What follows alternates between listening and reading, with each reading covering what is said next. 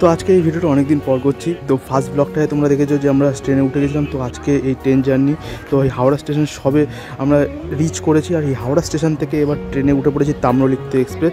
সামনে দেখতে পাচ্ছ দাঁড়িয়ে আছে একটা রাজধানী এক্সপ্রেসের মতো ট্রেন, আমি ঠিক ট্রেন সম্পর্কে জানি না। তো ওরকম টাইপের ট্রেন, স্টেশন এখন ফাঁকা কারণ ভোর সকাল। আর এইটা ট্রেনের ভিতরে আমরা সবাই যাওয়ার জন্য পুরোপুরি তৈরি। তো সবাই সিটে বসে গেছে আর বেশ কিছু লোক উঠছে, কারণ দীঘা যাওয়ার জন্য লোকের অভাব হবে না এটা জানা যায়। সামনে কাকা জলের বোতল নিয়ে আসছিল। তো ট্রেন আমাদের ছেড়ে দিয়েছে অলরেডি, আর আমরা কার সেট ছেড়ে কতটা এগিয়েও এসেছি। তো পেছনের স্টেশনের অনেকটা কিছু দেখা যাচ্ছে না, বাট বুঝতে পারছো যে হাওড়া স্টেশন এইটাই, কারণ হাওড়া স্টেশনটা দেখেই বোঝা যাচ্ছে যে এই হাওড়া স্টেশন স্টার্টিং। তো ট্রেনে উঠতে উঠতে আমার হাতে টিফিন চলে এসছে। তো আমার টিফিন আছে কেক, একটা ব্রিটানিয়ার কেক 10 টাকা দামের প্যাকেট ছিল, একটা ডিম, সিদ্ধ ডিম, ফুল বয়েলই ছিল আই থিঙ্ক, হ্যাঁ ফুল বয়েলই ছিল, আর সাথে ছিল 2টো কলা। আমি একটাই দেখাতে পেরেছি কারণ আরেকটা কলা হাতে আসছিল না। তো এইবার তাড়াতাড়ি করে খেয়ে নিই। তো খেতে খেতে অনেকগুলো স্টেশন পেরিয়ে গেছি। এই একটা স্টেশনের নামটা সত্যি আমার মনে নেই, কারণ অনেকগুলো স্টেশন পার করেছিলাম। তো ওই স্টেশনের মধ্যেই আরেকটা স্টেশন আমরা পার করছি। আচ্ছা, দাসনগর স্টেশন নাম ছিল দাসনগর। তো আমার অবস্থা দেখো, ট্রেন দাঁড়িয়ে আছে, এখন মাথাটা গরম হয়ে আছে, পাশ দিয়ে প্রচুর লোকের চিল্লামিল্লি সেটা চলছে। কিন্তু আমি গান শুনতে শুনতে এবার ট্রেন ছেড়েছে অনেকক্ষণ পর ট্রেনটা ছেড়েছিল। তো তারপরেই আমরা রিচ করলাম আরেকটা নতুন স্টেশনের নাম আমি সত্যি এটাও ভুলে গেছি। আমি বোর্ড দেখে স্টেশনের নাম মনে পড়ছিল আমার। তো এখানে বোর্ডটা এতটাই ঘোলা ছিল যে আমার নামটা অবশ্যই মনে পড়বে না, তো বোঝাই যাচ্ছে।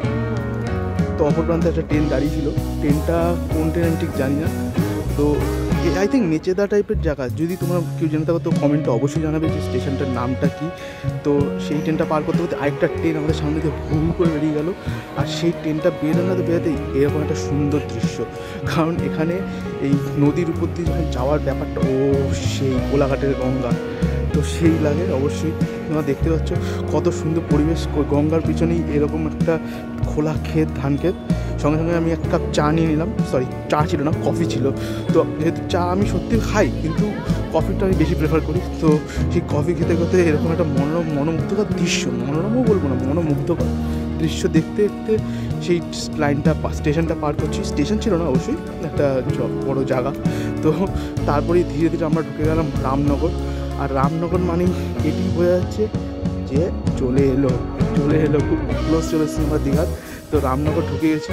আর এই রামনগরের ট্রেনটা অনেকক্ষণ হল্ট ছিল, মানে যেহেতু সামনে কাজ চলছে তো হল্ট ছিল। তো এবার ধীরে ধীরে দীঘায় রিচ করেছি। তো ট্রেন জার্নি শেষ।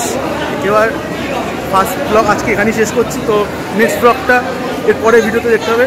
এর নেক্সট ভিডিওর লিঙ্কটা ডিসক্রিপশানে অবশ্যই দেওয়া থাকবে, তো দেখে নিও। Bye bye.